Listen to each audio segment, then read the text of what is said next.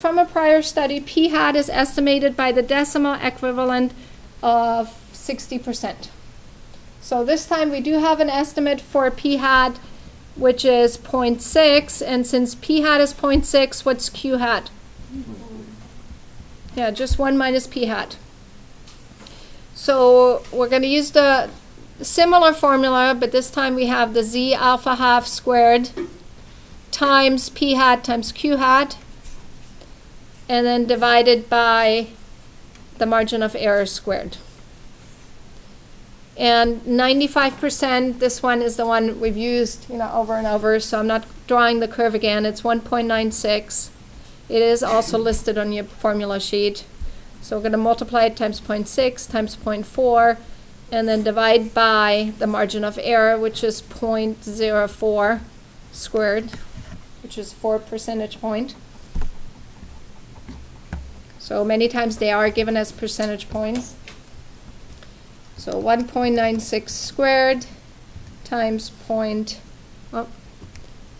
times 0.6 times 0.4 divided by 0.04 squared. So we have a sample size of 576.24, and that gets rounded up to 577.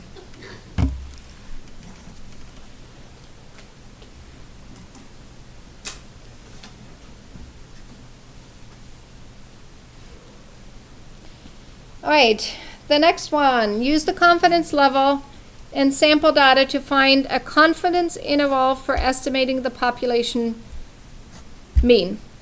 Round your answers the same number of decimal places as the sample mean. So we have a test scores. Our sample size is 104. Our X bar, that's our sample mean, is 95.3. And our sigma is 6.5. We have 99% confidence. Okay, so I wanted to just review real quickly the type of problems. When we're looking for confidence interval for population mean, we had two scenarios, right? We had to check our requirements. So we either need to have a normal population or we need to have a sample size large enough, right? So unless we check those requirements, we cannot take the z-score or the t-score. So sample size greater than 30 or a normal population. So in this example, our sample size is 104. So we're good. Okay, we know we can use either z-score or t-scores. Then we look, do we have the population standard deviation given or not? Okay, in our example, we have a sigma given over here, which means that is the population standard deviation. So since we have the population standard deviation given, what do we use, the z-scores or t-scores? Which one? Z-scores, right? So we check the sample size or a normal population, which over here it's large enough, so we're fine. And then we check, do we know the population standard deviation or not? So if you know the population standard deviation, it's z-scores. If we don't, then it ends up being t-scores. So I want to make sure, I wrote on the question, I want you guys to tell me what's the distribution you're using. Are you using z-scores or t-scores? So I made it very clear on the exam what I'm looking for. So you have to ask yourself that question. Do you know the standard deviation or not? It either tells you the population standard deviation is this, or it says sigma is equal to that, right? So in some way, if you know the population standard deviation, it's going to tell you. If it says, here's our sample, and this is the mean, and this is the standard deviation, then you know that standard deviation describes your sample and not the population. So, very slight difference. The intervals are actually very close to each other, but it's important that you use the correct one. All right, so I'm fine with you guys just using the calculator on the test, but again, you tell me what distribution you're using, and then you're going to say, oh, it's a z-score, so I'm using a z interval. Okay, so the z interval, you're going to go to stat, error over to tests, and that's where all your different intervals are. You're going to arrow down to z interval, then it asks you, do you have data? Do you have summary stats? And in our example, we have the stats. So then you have to enter in. Again, it tells you sigma over here. So if you have an S in your question, just another way to help you figure it out correctly. So then our mean is 95.3. Our sample size is 104. And our confidence level is 0.99. And then here is our confidence interval. It goes from 93.658 to 96.942. And then we check our rounding rule. It says round the answers to the same number of decimal places as the sample mean. The sample mean was rounded to 1 decimal place. So we're going to round the same way. So we have 93.7 to 96.9. And then the answer's over here. And I don't care if you guys give it to me like an interval notation like this, or you actually giving me the lower and the upper limit, or you can even, if you're calculating the margin of error and using that whole formula, you can even give it to me as the mean plus or minus the margin of error. So either one of those notations is fine. Obviously, if you're using the z interval, it makes sense to just give it to me the same way as the calculator does.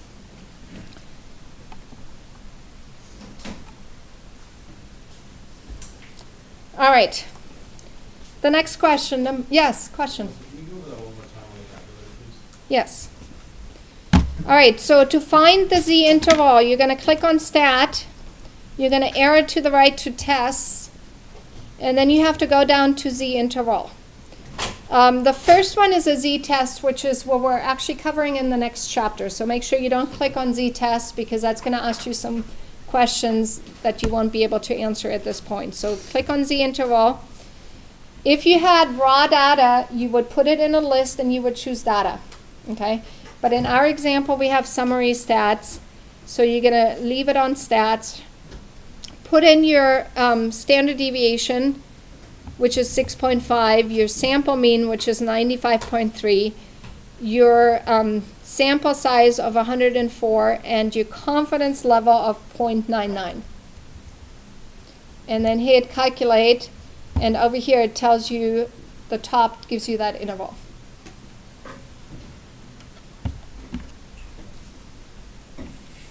All right, number 14. In one region, and sorry, I know I'm going fast. I'm just trying to get through as many of these questions as possible. So, in one region, the September energy consumption levels for single-family homes are found to be normally distributed with a mean of 1,050 kilowatt hours and a standard deviation of 218 kilowatt hours. Find P45, which is the consumption level separating the bottom 45% from the top 55%. So this is chapter 6 again. Okay?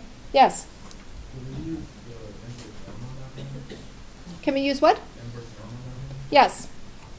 But before you use the inverse norm, I want to see you guys draw the curve and label it. Okay?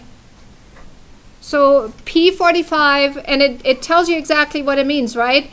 It means it separates the bottom 45% from the top 55%.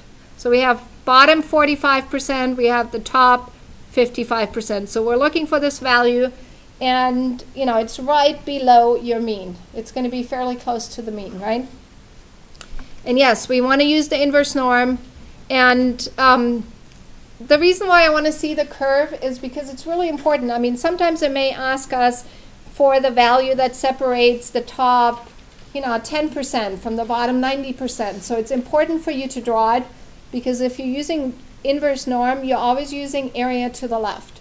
So if you're drawing it, then you can see, oh, here's my area to the left, which is 45. And yes, P45 goes with inverse norm of 0.45. Good point. Great point. So let's go back to second VAR's inverse norm. This is a standard normal distribution, so it corresponds with our z-scores. 0.45 on the left, mu and sigma are unchanged. And that gives us a z-score of negative 0.13. So rounded to 2 decimal. Okay. Oh, and then over here, what it asked us actually to write, to find the corresponding x value. So we can actually go beyond that. So let's go back to this. So what you could do is you could take this z-score and you can convert it to an x value, but we can actually do it in one step. So let's go back to the second vars over here and do the inverse norm again. So we're going to use 0.45, but actually in our distribution we have a different mean and a different standard deviation. So we want to change that to having a mean of 1,050 and a standard deviation of 218.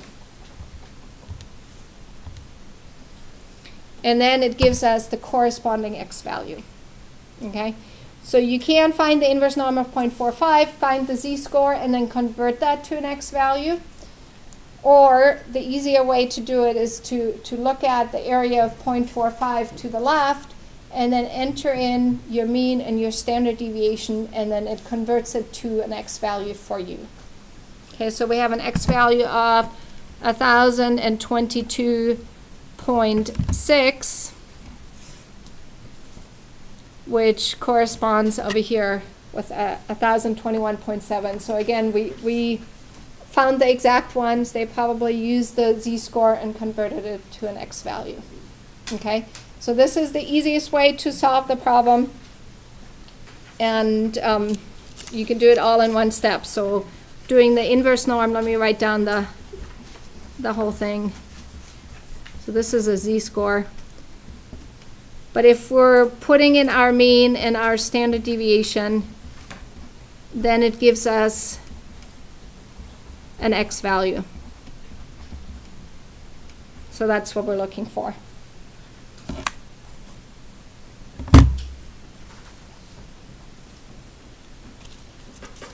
If you're finding the z-score, remember what the formula was to find the z-score? Right, we're taking our x value, we subtract our mean from it, and divide it by the standard deviation. And we could use that formula and actually change it, solve it for x as well, just by multiplying times sigma and adding the mu to it. So x is actually mu plus c times sigma. So if we find this z-score, we can find the x value. So if you're using the inverse norm, you can say this is equal to 1,050 plus negative 0.13 times our standard deviation. And that should give you a value very close, maybe even the exact one over here, minus 0.13 times 218. And it gives you 121.7. So that's the one that's actually given over here. But I don't mind you guys using the inverse norm and putting in the mean and the standard deviation, just because it's a lot easier to do it in one step. So either way, if you're finding a z-score, make sure you write down the formula, or even this conversion formula over here, and then calculate the x value.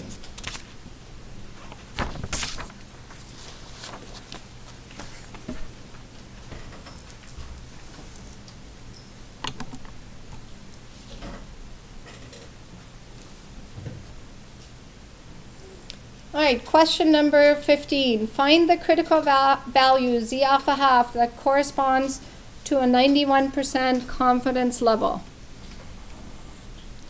So we have 91% in the middle, which leaves you 9% in the two tails, or 4.5 in each. So that's 0.045 here, 0.045 on the right.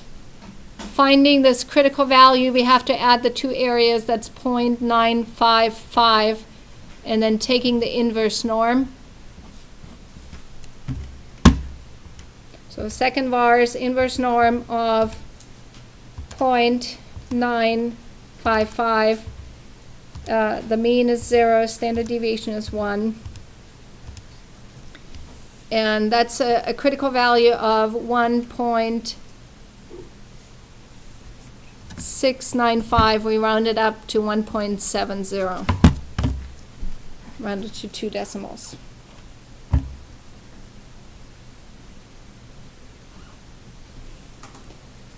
Okay, use the given degree of confidence in sample data to construct a confidence interval for the population proportion. Okay, population proportion means we're going to find the one proportion z interval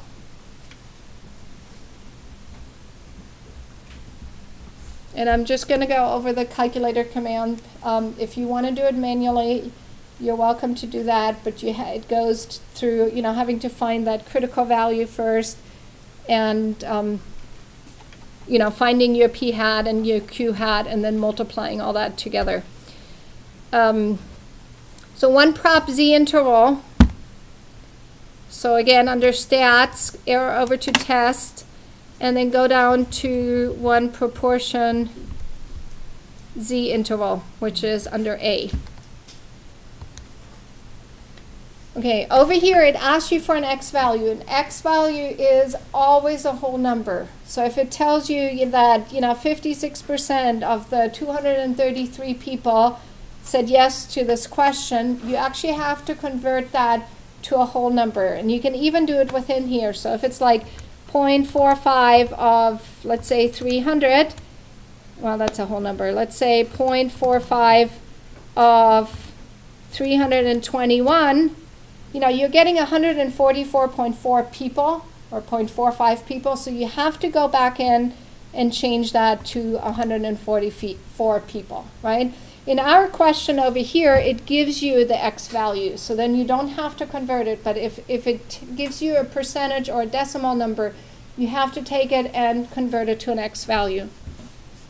Okay, so over here, x is 30, n is 56, your confidence level is 0.95, and then you simply hit calculate, and it gives you the confidence interval going from 0.405 to 0.666. Generally, the confidence intervals for a proportion are rounded to 3 decimals. So 0.405 to 0.666, and that would be, this one is the closest one.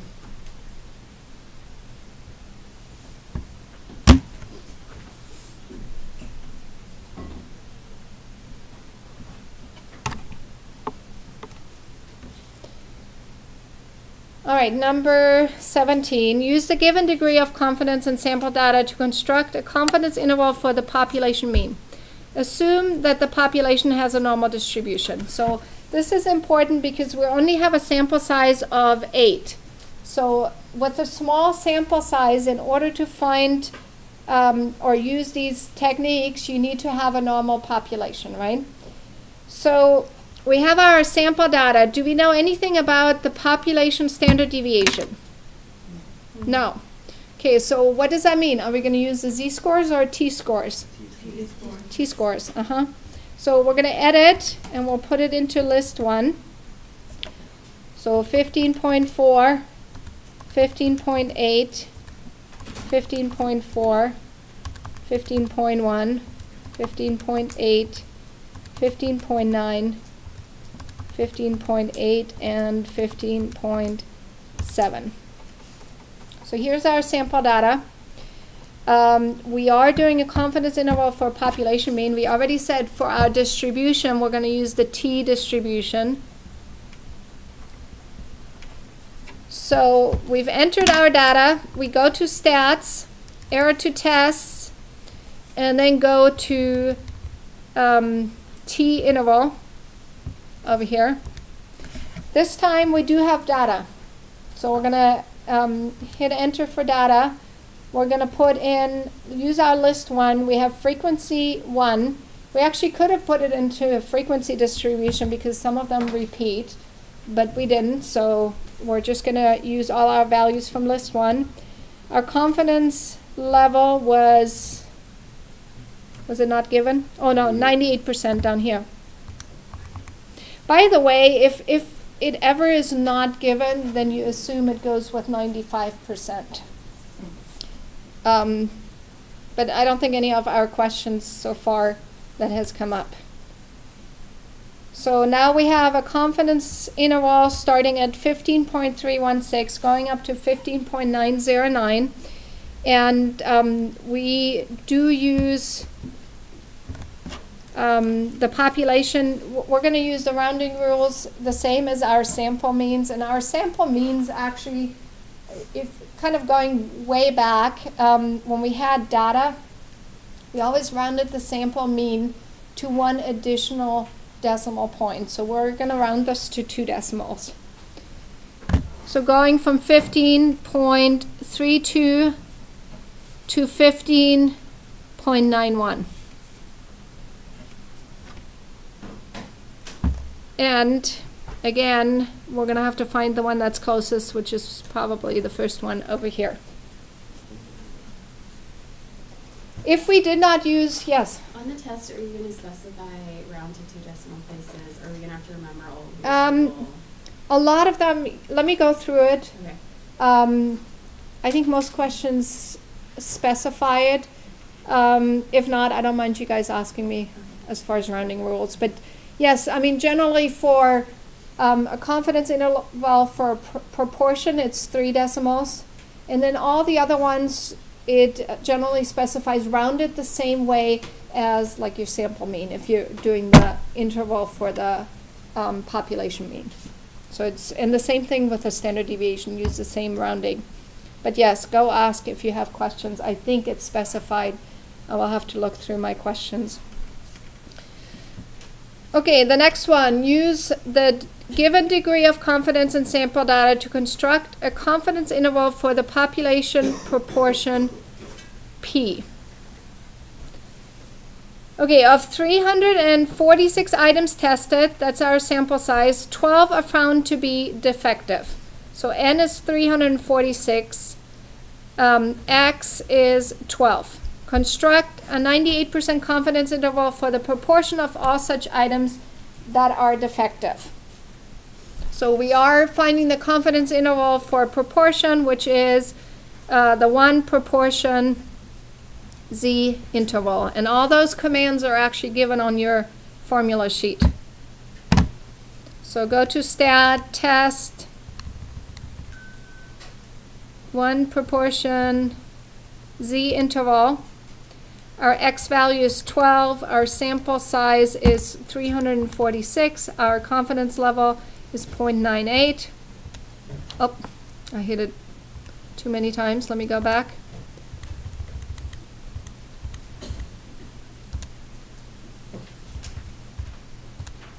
Hit enter just once, and our confidence interval goes from 0.012 to 0.058, and you can see actually in this answer they rounded to 4 decimals instead of to 3 decimals.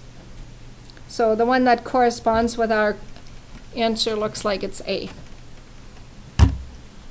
So they rounded it a little slightly different over here. All right, number 19. Use the given degree of confidence and sample data to construct a confidence interval for the population mean mu. Assume that the population has a normal distribution. A laboratory tested 12 chicken eggs. So it's important, again, our sample size is 12. So since our sample size is less than 30, we have to make sure that we have a normal population to start with. So that allows us to use either the Z distribution or the T distribution. If neither one of those requirements are met, then we have to use other other ways of doing the confidence interval, and so neither the T nor the Z distribution. So they A laboratory tested 12 chicken eggs and found that the mean amount of cholesterol was 185 milligrams, and the standard deviation, and here it actually tells you it's S, is 17.6. And then construct a 95% confidence interval. So we have our mean 185 and our standard deviation to be 17.6. We have 95% confidence. Are we using Z or T scores? G.